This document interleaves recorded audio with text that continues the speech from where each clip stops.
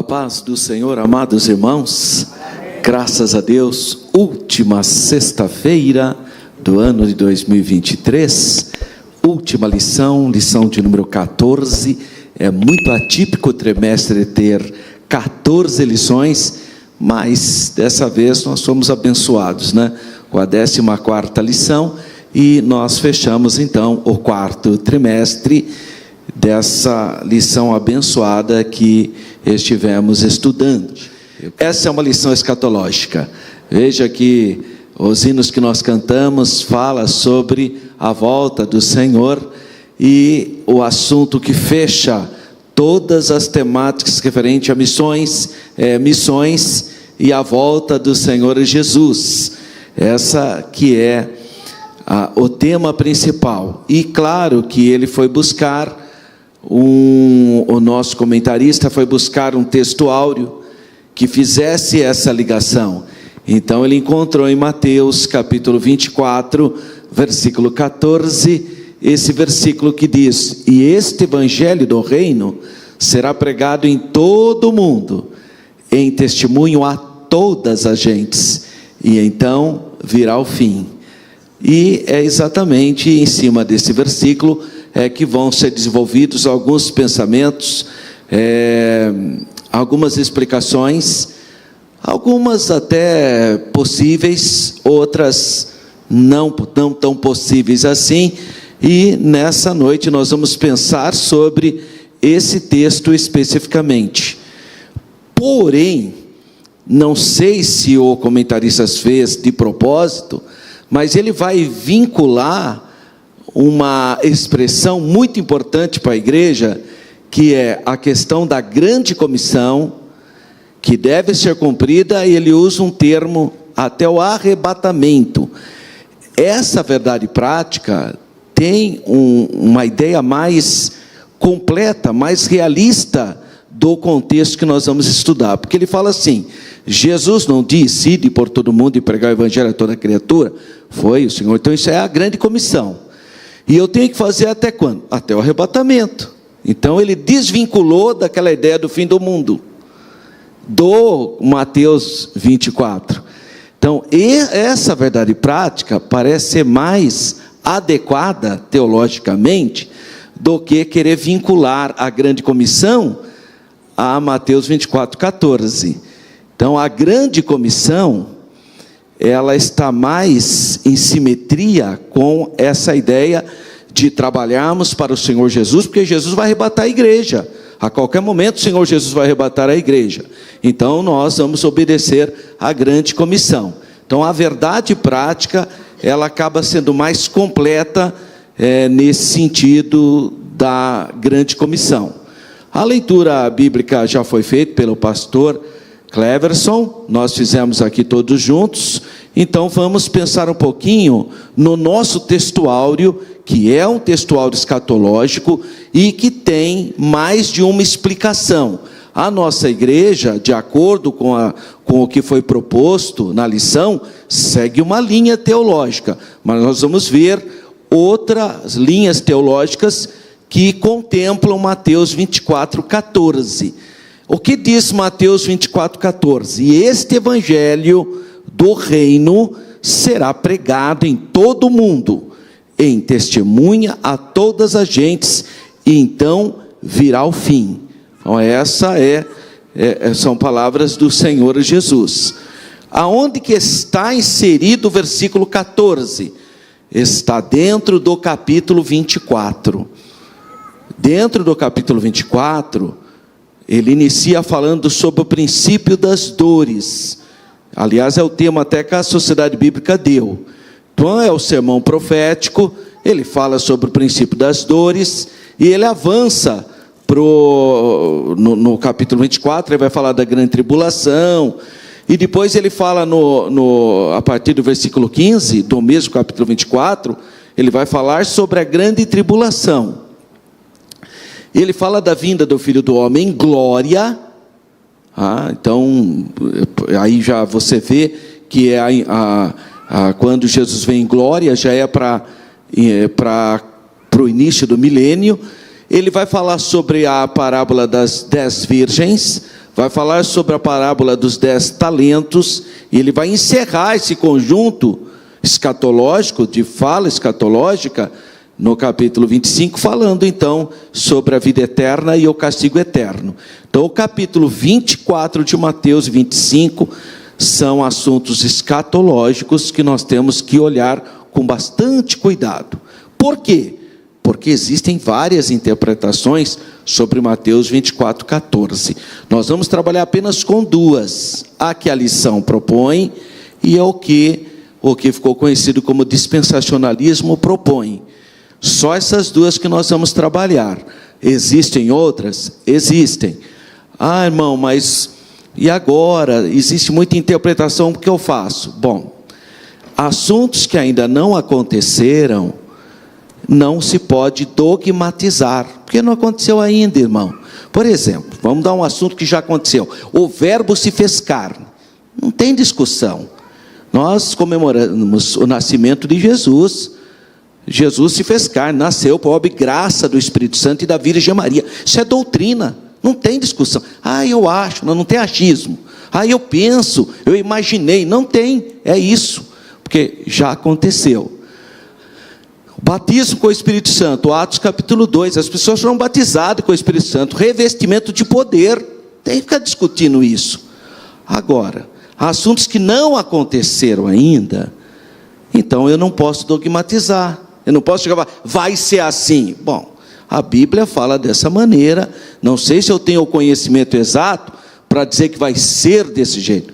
Há uma possibilidade, é por isso mesmo que tem mais de uma interpretação.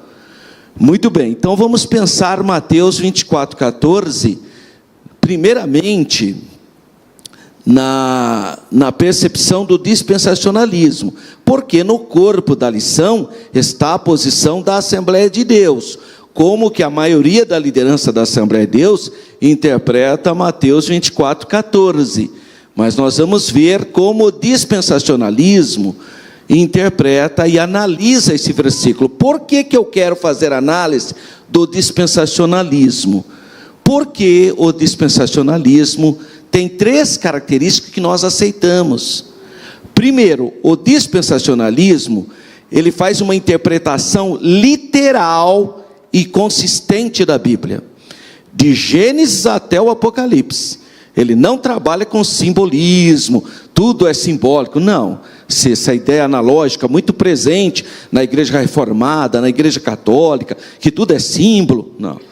O dispensacionalismo falou, não, nós cremos, tudo bem, se está falando que é símbolo, nós aceitamos como símbolo, mas quando não fala, nós cremos como a Bíblia diz. Então, o dispensacionalismo parte do seguinte princípio, a Bíblia interpreta a própria Bíblia. Então, a gente sente mais firmeza nesse método interpretativo. Segundo, o dispensacionalismo é caracterizado por produzir uma distinção entre igreja e Israel. Porque o que acontece com a igreja reformada e com os catolicismos? Eles não separam. Para eles, a igreja deles é o novo Israel, e Israel não existe mais, não vale mais nada, aquele Israel que está lá não tem nada a ver, é assim que eles falam. E a Bíblia mostra que há uma diferença entre o Israel segundo a carne e o Israel espiritual, que é a igreja. Então precisa, até porque a igreja conviveu por um bom tempo com um país chamado Israel, porque Israel, Jerusalém foi destruída no ano 70, a igreja iniciou basicamente em 33, no dia de Pentecostes. Então a igreja conviveu com a nação judaica. Então nós precisamos saber separar as coisas. Uma coisa é o Israel segundo a carne. Quais são as características do Israel segundo a carne? Eles fazem a circuncisão, que é o ponto principal do judaísmo, é a circuncisão. O que identifica o povo judeu é a circuncisão, é a aliança abraâmica. Então é o ponto mais importante de um ser judeu, é a circuncisão. Depois o que tem mais? Tem aquelas festas, tem a guarda do sábado, são as características do Israel segundo a carne. E o Israel espiritual? Paulo diz que nós somos circuncidados no coração, através do que nós chamamos de novo nascimento.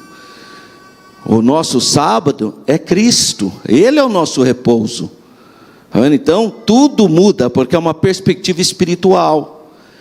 Então, é diferente o Israel carnal do Israel espiritual. Então, a distinção entre Israel e a igreja é um elemento da interpretação dispensacionalista, que nós acolhemos também. E, finalmente, todo tipo de interpretação tem que resultar na glorificação de Deus, no seu propósito principal sobre o mundo. Ou seja, o dispensacionalismo é uma teologia deduzida da Bíblia que enfatiza a glória e a graça de Deus.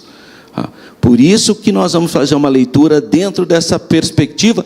E a Assembleia de Deus, ela acolhe muito do dispensacionalismo. Ela acolhe as 7 dispensações, por exemplo. Isso está presente na nossa igreja, mas não totalmente. E a gente vai ver essa diferença hoje.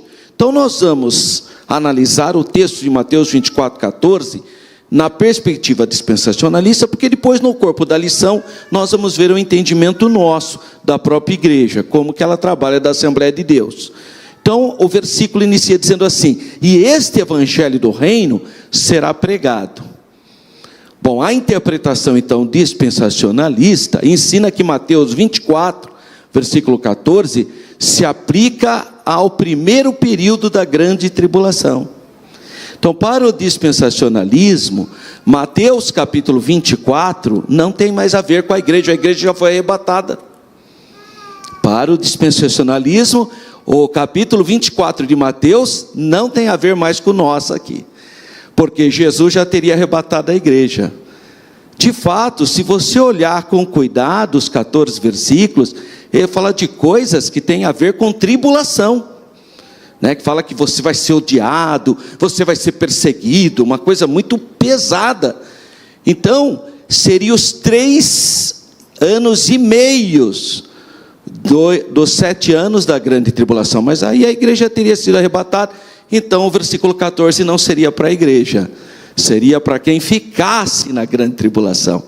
Então, nessa percepção, então, Mateus 24 e 25 não tem a ver mais com a igreja, porque a igreja já foi arrebatada. Aí ele estaria falando para o povo judeu, porque aí voltaria para o povo de Israel. A igreja foi arrebatada. Então, nessa interpretação, o período que ele está se referindo é aos 3 anos e meio da grande tribulação que inicia, que foi apelidado pela Sociedade Bíblica do Brasil de princípio das dores, porque os 3 primeiros anos e meio será uma tribulação relativa. A grande tribulação é depois dos 3 anos e meio, quando ocorre a abominação que profetizou o profeta Daniel, que está nos versículos seguintes, inclusive. Se você ler a partir do versículo 15, ele vai falar isso, tá? Então é um período onde haverá a pregação do evangelho, né? Nesse período, antes, obviamente, do milênio, são 7 anos do período tribulacional. Então, de acordo com essa interpretação dispensacionalista ou dispensacional, Mateus 24:14, aparece a palavrinha reino, evangelho do reino. E essa palavra reino é usada 51 vezes no evangelho de Mateus, especificamente. A palavra reino é um tema importante no evangelho judaico de Mateus. Você vê que é um evangelho para o povo judeu. Mas como a palavra reino é usada em Mateus? Qual é a ideia da palavra reino no evangelho de Mateus? Toda vez que o termo reino no evangelho de Mateus é usado, teologicamente, ele está se referindo à mesma coisa, ao reino messiânico. Ele está falando ao reino do Messias. Ele não está falando na perspectiva que a gente tem de reino, que é novo nascimento, tal. Não é isso. Eu falei, quando? O judeu não entendia esse negócio de novo nascimento. Quando ele falava de reino, ele estava pensando no quê? No reino de Jesus na terra, no reino do Messias. Ele não tem essa percepção. Quando falar reino para mim, eu falo, é o novo nascimento, né? Eu faço parte do reino de Deus. Mas essa é uma linguagem que o evangelho começou a pregar, mas não no contexto judaico. Quando você fala para um judeu de reino, ele vai pensar no reino do Messias, porque ele está esperando o reino messiânico. Então é uma outra percepção que você encontra ali. Esse reino messiânico será inaugurado e governado por Jesus no milênio. Todo mundo sabe disso. Nós sabemos que haverá um reino. O profeta Isaías profetizou isso no capítulo 2, que está até na ONU, né, na Organização das Nações Unidas, está o versículo lá de Isaías capítulo 2, que fala que as armas se transformarão em pás, em enxadas, em foices. Então está lá o versículo na entrada da ONU, Isaías capítulo 2. E Apocalipse capítulo 20 fala sobre o reino literal. Quando o reino vai começar? Quando Satanás for preso, né? Desce um anjo, prende Satanás por 1000 anos, por isso que chama milênio. 1000 anos Satanás ficará preso. Então esse é o reino do Senhor Jesus na terra, o reino conforme profetizado Isaías 2. O que acontece com as igrejas reformadas e com os catolicismos? Todos eles interpretam isso como figura de linguagem. Em outras palavras, eles não acreditam em um reino literal. Para eles não haverá o reino literal, não tem reino literal para eles. Então quando a Bíblia fala que Satanás desceu, prendeu o diabo e reinarão com Cristo na terra por 1000 anos, ele falou, não, isso é tudo símbolo, isso não tem nada a ver com a Bíblia. É uma interpretação equivocada. Por quê? Porque os cristãos primitivos acreditavam no milênio. Nós temos o documento de Justino Mártir, ou Justino de Roma. Ele viveu por volta do ano 150, e ele fala do apóstolo João, que falou que haverá um reino literal na terra por 1000 anos. Então os pais da igreja primitiva interpretavam que nós interpretamos. Aliás, quem parou de ensinar o milênio foi o grande doutor da igreja católica, chamado Agostinho de Hipona, já no 5º século, ano 430. E existe um motivo por que eles deixaram de crer no milênio. Porque no ano 380, o imperador romano chamado Teodósio declarou o cristianismo como religião oficial do Império Romano, no ano 380, no chamado Edito de Tessalônica. E quando ocorreu isso, foi uma leitura natural dos cristãos. Bom, então agora se o império inteiro é cristão, começou o milênio. Olha o problema. Interpretar um fato histórico como um fato espiritual religioso, e não tinha nada a ver, não estava começando o milênio, coisa nenhuma, simplesmente a partir do ano 380, pela força, que a igreja que era perseguida, agora ela passará a ser perseguidora, né? Ela vai impor o cristianismo, e essa interpretação, tanto é que até Agostinho morre, acho que no ano 430, uma coisa assim, ele escreve um livro muito interessante, chamado A Cidade de Deus, porque ele começa a imaginar, então, que haverá, agora todo mundo é cristão, então, tanto é que o imperador bizantino, o imperador de Bizâncio, do Império Romano do Oriente, o Basileus, ele falava que ele era o vice de Deus na terra. Então Deus era o rei, porque teoricamente eles estariam no milênio, e ele é o vice, ou vicários, né, o representante de Cristo na terra, que o Papa vai tirar dele, né? Que o Papa toma isso do imperador de Bizâncio, né? Que era o vicários, né? O vice de Deus, porque eles estavam interpretando que estava supostamente havendo um milênio, e não estava havendo milênio coisa nenhuma. O milênio é Jesus que vai governar, irmão, não é um homem, não é um líder religioso, não é um rei, não, é Jesus, o Messias, é ele que vai sentar no trono de Davi e vai reger todas as nações da terra. Isso é milênio, irmão. Agora inventaram esse negócio aí e pensa que, então o reino messiânico, ele é real, mas ele vai acontecer só depois da grande tribulação.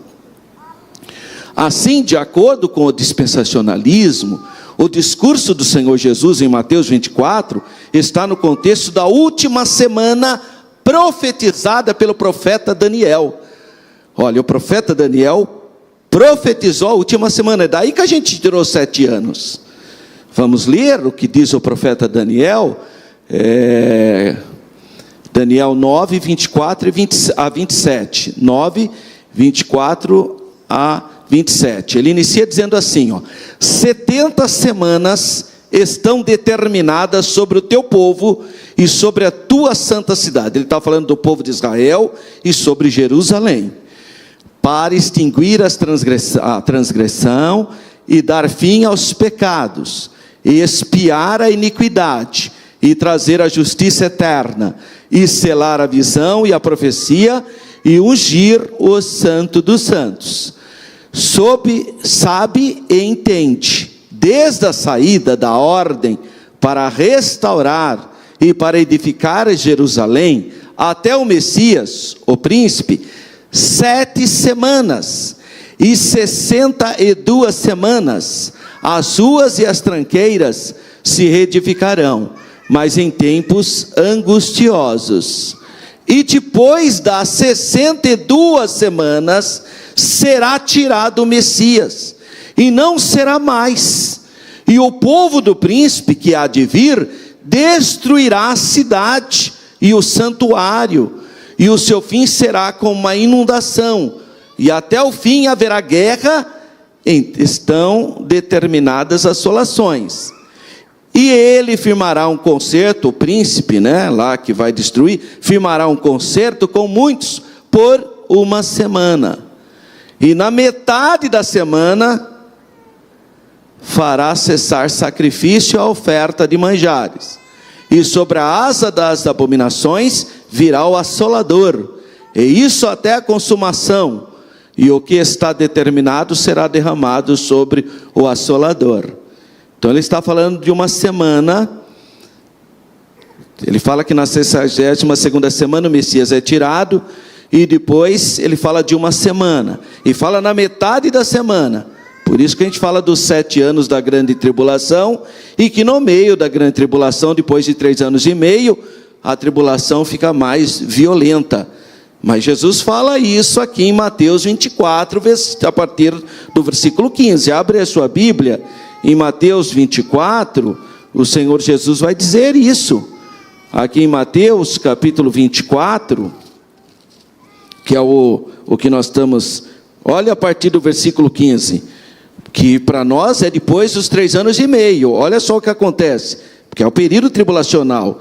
Quando, pois, vides que a abominação da desolação de que falou o profeta Daniel, é isso aí que eu acabei de ler para vocês, é esse assunto aí do profeta Daniel. Olha, Daniel está no lugar santo, quem lê entende. Então ele está falando para quem? Para o povo judeu, não é mais igreja aqui. Como nós sabemos que ele está falando para o povo judeu? Continua a leitura aí, Então os que estiverem na Judeia, irmão, está falando povo judeu, os que estiverem na Judeia, não é os que estiverem em toda parte, não, quem estiver na Judeia. O que mais que ele fala, que a gente sabe que ele está falando para o povo judeu? Quem estiver no telhado, e quem estiver no campo, aí versículo 19, mas ai das grávidas, e aí olha o versículo 20, orai para que a vossa fuga não aconteça no inverno, nem no sábado, que é o dia sagrado do povo judeu, não é nosso, porque o nosso sábado é Jesus. Então esse assunto não é para a igreja, irmão, esse assunto é para Israel, não tem a ver com a gente. E o versículo 21 é um outro apontamento, porque haverá então grande aflição, como nunca houve desde o princípio do mundo até agora, nem tampouco haverá jamais. Isso é a grande tribulação. Mas só que a igreja já foi arrebatada, irmão. A igreja não passa pela grande tribulação. Porque qual é o objetivo da grande tribulação? Punir a humanidade rebelde, conversão de Israel para o Messias, e também conversão de pessoas que vão também se converter nesse período. Mas tem um objeto: pregar o evangelho para todo mundo, por exemplo. É um período. Então tem objetivos, mas não nós. A igreja não precisa, a igreja foi lavada e remida no sangue de Jesus, está nas bodas do Cordeiro nesse período. Então esse assunto não é para nós. Então após o arrebatamento da igreja, conforme 1 Tessalonicenses 4, 1 Coríntios 15, iniciam os 7 anos da última semana de Daniel. Os 7 anos profetizado. Então o sermão profético do Senhor Jesus está na metade dessa última semana profetizada. Então o que acontece? A partir do versículo 15, ele cita Daniel, pode observar, e ele fala da abominação, mas a abominação só ocorre depois de 3 anos e meio de governo do anticristo. Por isso que a interpretação dispensacionalista diz que o versículo 14, o nosso história, está dentro do primeiro período da tribulação, dos 3 anos e meio, os 3 anos e meio primeiros, e depois viria a abominação do profeta, seriam os outros 3 anos e meio, quer dizer, os 3 anos e meio primeiro, seria já terrível, né? Porque vão perseguir, vão matar, já há uma perseguição violenta, mas os próximos 3 anos e meio são piores ainda, porque aí ele cita o profeta Daniel, a abominação de que falou o profeta Daniel. No entanto, Mateus 24:14 levanta uma série de questões interpretativas. Esse é o pensamento do dispensacionalismo. Existe outra interpretação? Existe. O comentário da lição 14 aponta para uma interpretação comum entre os evangélicos, né? Essa interpretação é abordada no próprio conteúdo da lição, onde cita quem? O maior pregador de todos os tempos, que foi quem? O batista Billy Graham. E o que o Billy Graham declara no meio da sua pregação? De acordo com Mateus 24:14, ele está 24, está errado, 24:14, Deus ligou a segunda vinda de Cristo no sucesso da evangelização mundial. Então é uma interpretação, porque na verdade não tem essa ligação, não está ligado, até porque, irmãos, entre nós aqui, em menos de 24 horas, a humanidade inteira é evangelizada. Com os satélites hoje, qualquer país na face da terra recebe o evangelho. Esse vídeo meu aqui vai para qualquer pessoa da face da terra. Em menos de 24 horas, o mundo inteiro hoje é evangelizado. Então não haveria necessidade desse versículo se for ver. Porque nós temos tecnologia para isso. Mas não tem povos alcançados? Tem, a pessoa está lá no meio da floresta, mas isso aí é o que a gente chama de exceções, você tem sempre a regra geral, né? Então, nós conseguimos entender o que o Billy Graham está dizendo, mas ele está interpretando que Mateus 24:14 é os dias atuais, que é o pensamento da Assembleia de Deus, inclusive. A maior parte dos pastores da Assembleia de Deus acham que o versículo é para hoje. Está vendo, irmão? Está vendo guerras, está vendo terremotos, e não está vendo mesmo? Está.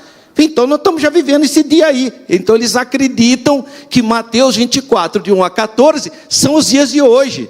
Mas na verdade, esse Mateus 24, ele é um período tribulacional. Mas nós aprendemos assim, que esse é o período das dores, pré-tribulacional, nesse caso, que ainda não começou a tribulação, mas seria um período que a gente já estaria vivendo hoje. Por isso que ele pegou o versículo para ser o nosso textuário, como se fosse para nós hoje. Essa será a linha do pensamento da lição 14 que nós vamos estudar. Qual é a linha de pensamento? Associa a volta de Jesus à evangelização mundial. Mas está errado o pensamento? Não, é isso mesmo. Nós temos que evangelizar, porque Jesus está voltando para arrebatar a igreja, mas não por causa de Mateus 24:14. Vocês estão entendendo? Não é por causa do Mateus 24:14, mas porque Jesus está voltando mesmo, independentemente do assunto do reino do 24:14. Independentemente de Mateus 24:14, Jesus está voltando para arrebatar a igreja. E eu não vou ficar esperando todo mundo ouvir o evangelho para Jesus vir arrebatar a igreja. Não, até porque já evangelizou. O que você entende por evangelização do mundo? Quando foi? Há 2000 anos atrás, Jesus deu essa palavra. O mundo antigo, onde está hoje os países fechados, da janela 10x40, eles eram cristãos. E agora? Como é que você me explica isso? A Turquia toda, aquela região era cristã. A Síria era cristã. O Egito era cristão. Depois eles viraram muçulmanos com o tempo, a partir do 7º século. Mas então eles já foram evangelizados. Olha, e aí começam os problemas de Mateus 24:14. Então por isso que independentemente desse versículo, nós temos que fazer a obra missionária com urgência, porque Jesus está vindo arrebatar a igreja, irmãos. E eu não posso ficar em cima de Mateus, não, porque senão você vai falar o seguinte, falei, irmão, que bênção. Jesus, ó, tem gente, pastor Paulo, que não quer que Jesus venha, não. Ele quer casar primeiro, quer construir uma casa. Quando eu era criança, eu pensava assim também. Quando eu era criança, eu falava, nossa, o pastor fica falando que Jesus está vindo. Será que eu não vou crescer? Será que eu não vou nem casar, né? Porque Jesus está vindo. Eu era criança, né? Como eu desde criança eu estava na igreja, eu ficava pensando, né? Falei, meu Deus, se o pastor está falando que Jesus pode vir essa noite, falei, então eu nem vou casar, né? Eu pensava, né? Quando era jovenzinho, adolescente. Mas o problema tem algo que vai além disso, porque olha, está certo a mensagem, é essa mesmo, nós estamos esperando Jesus agora, mas quando você lê a própria lição, você vai encontrar os povos não alcançados, da janela 10:40, aí a pessoa faz a seguinte ideia, bom, mas então se tem tantos povos não alcançados, e Mateus 24:14, que Jesus só vai vir quando todos forem alcançados, então eu tenho tempo ainda. Olha o raciocínio errado. Raciocínio errado, porque ele vai pegar na lição. A lição fala que tem povos não alcançados. Aliás, essa é a contradição da lição, né? Porque ela fala que tem povos que não foram alcançados. Nós estudamos isso aqui, mostramos dos povos que não foram alcançados. Agora está dizendo que Jesus só vai vir quando todos foram alcançados. Então vai demorar muito ainda, irmão. Porque como que nós vamos alcançar todos então? Esquecendo que historicamente todos já foram alcançados, esquecendo que através da tecnologia todos estão sendo, e esquecendo que tem locais que a gente não consegue enviar o missionário, mas o próprio Senhor Jesus que revela para as pessoas, como os revelou para Paulo, e como a gente viu aqui nos 50 anos de missões, o pastor falando, o Senhor Jesus se revelando para muitas pessoas. Irmãos, na Coreia do Norte, o país mais fechado do mundo, Jesus está mostrando na cadeia para aqueles irmãos. No Irã, um país fechado, xiita, islâmico, é onde a igreja mais cresce. Então, nós não dependemos muito dessas questões aí não, tá? Então nós temos que ficar firme, fazermos missões com alegria, porque nós estamos esperando a volta do Senhor Jesus, independentemente dessa interpretação de Mateus 24, dependendo como você vai seguir o pensamento. Então, irmãos, admitindo que a nossa visão, né, pelo menos da lição, a linha da lição é o seguinte, que Mateus 24, do versículo 1 a 14, seria então o período, não da grande tribulação, mas do princípio das dores. Então seria o pensamento. A partir do versículo 15, aí sim seria a grande tribulação. Esse é o que a maioria então dos nossos líderes desenvolveram essa ideia, tá? Ou seja, o versículo 1 a 14 seria o atual momento que nós estamos vivenciando. Seria essa a interpretação para poder usar o texto áureo de Mateus 24:14. Você teria que interpretar que Mateus 24, 1 a 14 é o que nós vivemos hoje, e a partir do versículo 15, aí sim a grande tribulação. Mas essa não é uma interpretação totalmente aceitável dentro de uma interpretação, de uma hermenêutica, né? Bom, então seria o atual momento que nós vivemos, os 14 primeiros versículos. Já a interpretação dispensacionalista, ela já diz o seguinte, não, Mateus 24, 1 a 14, são os 3 anos e meio do início. Em outras palavras, antes de você aplicar Mateus 24, Jesus arrebatou a igreja. Mateus 24 seria para o povo judeu, seria para quem ficou. Tá? Então, põe lá, Jesus arrebata a igreja, começa Mateus 24. Aí os primeiros 14 versículos, 3 anos e meio da grande tribulação. E os versículos seguintes, a abominação que profetizou Daniel, os 3 anos e meio seguintes, que dão 7 anos. Aí Jesus vem para dar fim à grande tribulação, iniciar o milênio, o reino milenal de Cristo. Tá? Por isso que eu disse que essa era uma lição escatológica.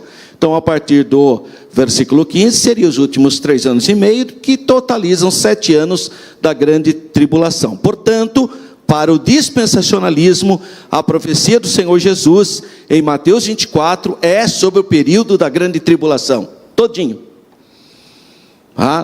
Do capítulo 24 em diante, está falando da grande tribulação. Até o versículo 14, 3 anos e meio iniciais. A partir do versículo 15, os outros 3 anos e meio. Então, essa é a interpretação dispensacionalista, tá? Inicialmente, você vê que os primeiros 3 anos e meio são mais brandos, né? Por isso, foram denominados pela Sociedade Bíblica com o princípio das dores.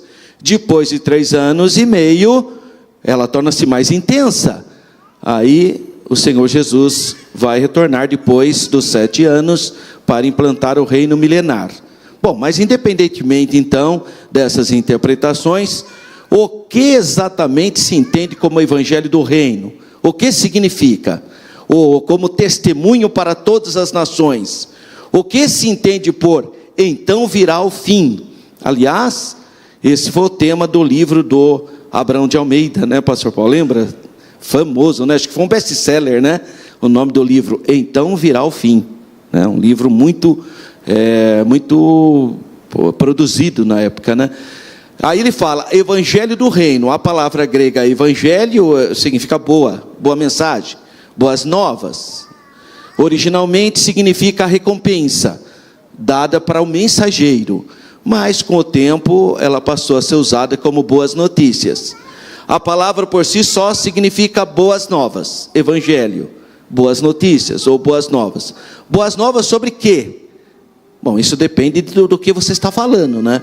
Precisa saber o que a pessoa está falando para entender. No dispensacionalismo, a expressão Evangelho do Reino é um termo técnico, teológico, que descreve a vinda do reino do Messias, de Cristo, conforme o milênio, capítulo 20. Por sua vez, a volta do Senhor Jesus é o início do reino. Durante o tempo em que o sistema político-religioso da besta, do falso profeta, estiver sob o controle absoluto, o evangelho do reino do Messias, será pregado na terra. É o evangelho do reino será pregado. O evangelho do reino foi pregado por Jesus e por João, Mateus 3 e Mateus capítulo 4. Este foi o anúncio das boas novas de que o reino estava próximo. Essa mensagem tinha uma ênfase o quê? Uma ênfase de salvação e também de finais de tempo. Por isso, soteriológica tem a ver com salvação e escatológica, as coisas futuras. O evangelho do reino, conforme pregado na tribulação, terá 2 fases. Durante a pregação, durante a tribulação. Primeiro, anunciará as boas novas de que o advento do Messias está próximo, que aquele reino do anticristo é falido, é corrupto, é perverso e vai acabar. Então alguém estará pregando contra o reino do anticristo aqui na terra.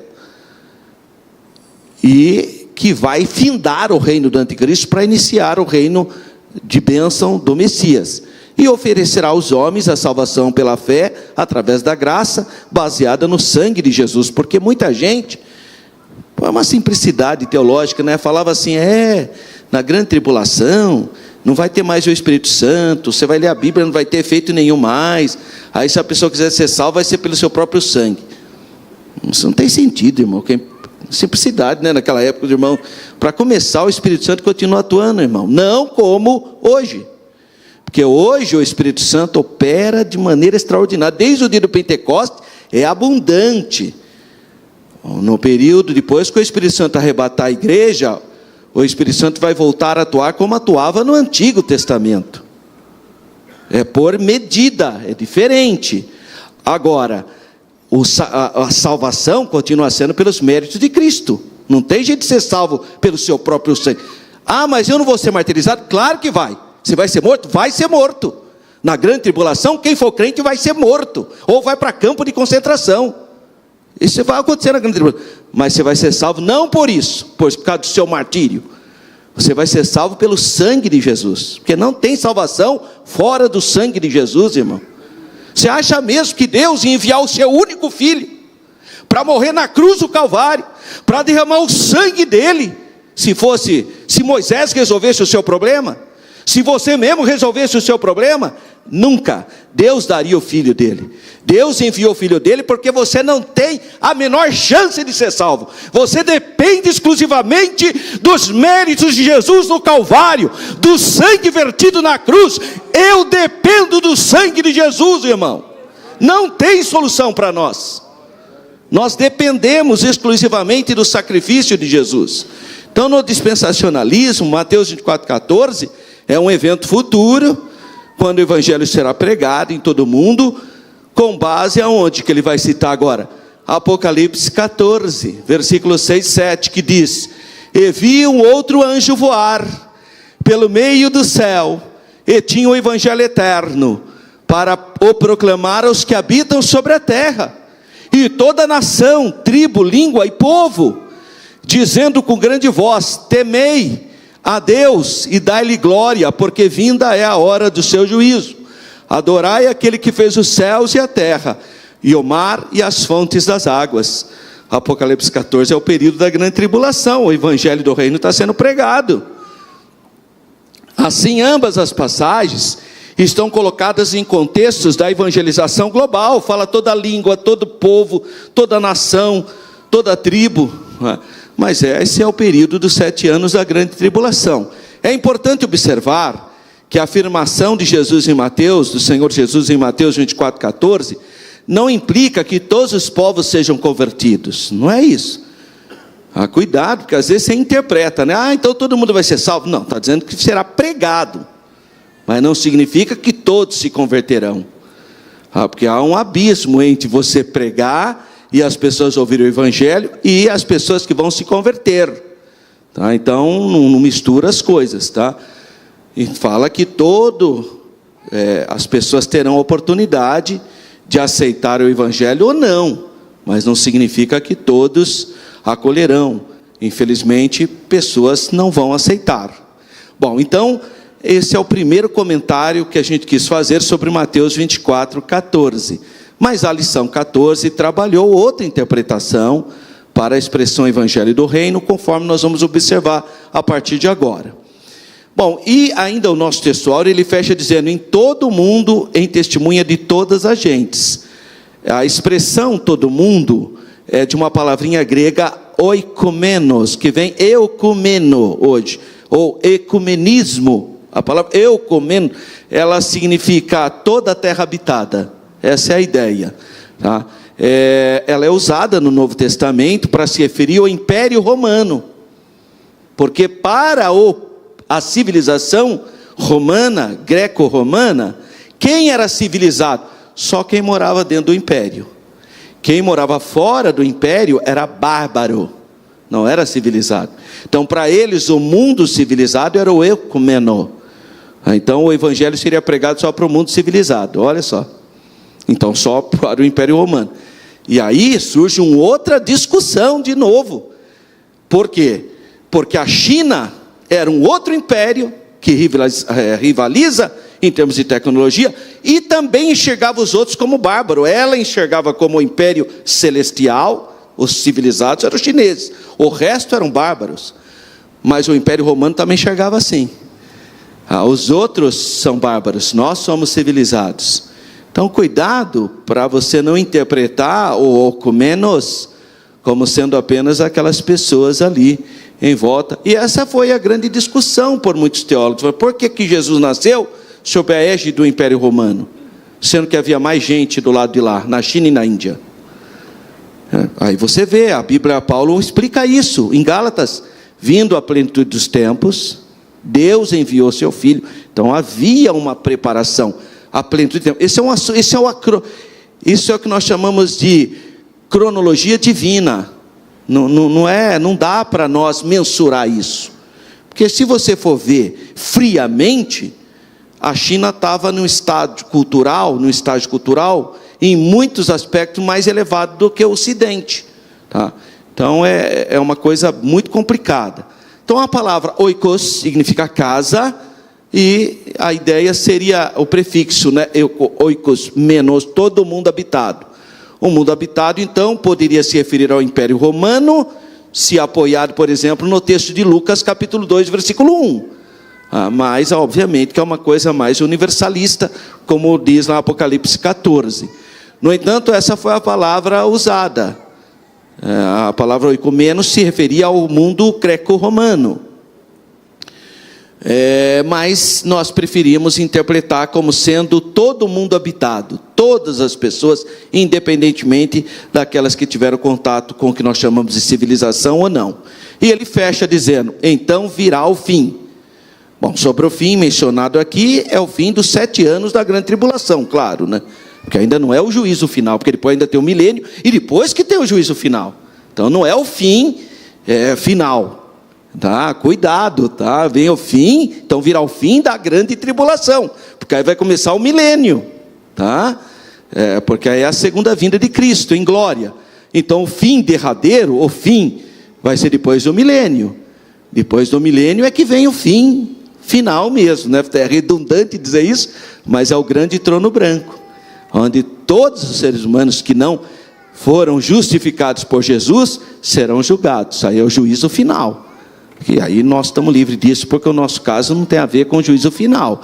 E quando a Bíblia fala grandes e pequenos, não é gente alta e anãozinho, é gente de posses e gente sem posses, é gente inteligente e gente menos inteligente. É nesse sentido que aparece a expressão grandes e pequenos, não é adultos e crianças não, tá? Porque às vezes a pessoa tem essa fraquezinha, né, de interpretar o grandes e pequenos com essa percepção. Bom, vamos pensar então rapidamente agora na nossa lição em si. Esse é o encerramento, né, da lição, e o assunto foi obra missionária. Tudo isso porque a proposta da lição desse trimestre foi dar consciência missionária para a igreja, da importância de você às vezes não poder ir para o campo, mas ser um facilitador, ser um abençoador de quem está fazendo o trabalho. Essa foi a intenção, porque Jesus está voltando, e nós temos que trabalhar. Essa bendita esperança da volta do Senhor Jesus é o motor que nos anima na prática missionária, exatamente porque nós cremos que Jesus está voltando.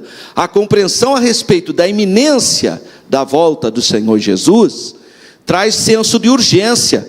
Por exemplo, vamos enviar mais missionários, vamos qualificar melhor as pessoas. Essa então é a intenção. O Senhor Jesus pode voltar a qualquer momento, por isso que nós temos que pregar com uma certa urgência. E o primeiro tópico fala: alcançando o mundo até que Cristo volte. Eu preferiria usar até o arrebatamento, né? Nesse sentido, que também é a volta de Cristo, né?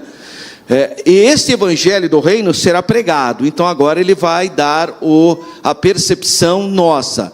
Então ele diz que o texto de Mateus 24,14 afirma que o fim virá somente depois que o evangelho do reino tiver sido pregado em todo o mundo. Está vendo? Essa é uma interpretação, achando que aí que então virá o fim. Sim, mas esse não é o assunto do Mateus 24, não é bem isso. Não tem a ver com missões, né? É uma outra percepção. Basicamente esse evangelho do reino, segundo então a percepção do autor, é a mensagem do Novo Testamento a respeito do perdão e da nova vida em Jesus. É verdade, isso também é evangelho do reino. Mas não esqueça que Jesus está falando para os seus discípulos judeus, porque ele foi no templo. Esse é o contexto de Mateus 24. Eles saíram do templo, Jesus falou: olha a estrutura do templo, não ficará pedra sobre pedra que não seja derribada. Aí depois lá no Monte das Oliveiras, eles chamaram Jesus à parte, falou: quando que vai acontecer essas coisas? Aí Jesus começa a falar sobre o evangelho do reino, mas não é o novo nascimento aqui. Aqui ele está falando do reino messiânico, mas a interpretação do autor é que é do novo nascimento. É isso que ele vai dizer ali, ó. Tá vendo? Que aí ele vai citar inclusive a Bíblia pentecostal, que realmente afirma isso. Então somente Deus sabe o tempo em que a tarefa da evangelização será findada. É verdade. Isso é uma coisa divina, né? Até isso ocorrer então, a igreja de Jesus deve transmitir o quê? O evangelho. Aí ele usa um termo correto ali, ó, até que ele volte para arrebatar a igreja. É isso mesmo. Para arrebatar a igreja. Por isso nós temos que pregar o evangelho. Aí nesse caso Mateus 24,14 já não está mais dentro desse contexto aí, porque ele está além disso, né? Para o dispensacionalismo, a passagem de Mateus de 4:25 foram dirigidas para os discípulos judeus a respeito do reino do Messias, portanto a igreja não estaria nesse contexto. A urgência da tarefa, vamos lá, por que está urgente? A urgência da pregação do evangelho é por causa da volta de Jesus, isso é verdade. Jesus está voltando para arrebatar a sua igreja, então nós temos que pregar. Por isso os discípulos de Cristo são instados, são motivados a pregar o evangelho. Mas não é só pregar o evangelho, né? É dar fruto. Porque como que se prega o evangelho? Tem muitas maneiras. Você pode pregar literalmente falando, você pode, a grande força hoje do evangelismo é a sua vida, né? As pessoas veem a sua prática, a sua postura, a maneira que você trata o seu cônjuge, a maneira que você trata a sua família, a maneira que você trata as pessoas que trabalham com você, e você sente a luz na pessoa, né? Então, nesse aspecto, há uma colheita que precisa ser realizada. A vinda de Cristo, então, é iminente. Os obreiros que precisam concluir a obra, mesmo sendo poucos. Ele fala, são muitos, a seara é muito grande, então é muito campo para ser trabalhado. Mas as pessoas que trabalham, são poucos os que cegam, né? E ele vai falar também da noiva que tem de se ataviar. Aí ela vai falar, aí que entra a parábola das virgens, é um outro contexto também. A gente usa para nós, está tudo bem, edifica, a gente entende, né? Mas tem um contexto muito judaico ali, né? Que é Mateus 24:25. E a volta de Jesus atrelada à obra missionária. É importante nós entendermos isso. Vamos lá. A relação da volta de Jesus e missões. A volta de Jesus, sem sombra de dúvida, está ligada à obra missionária.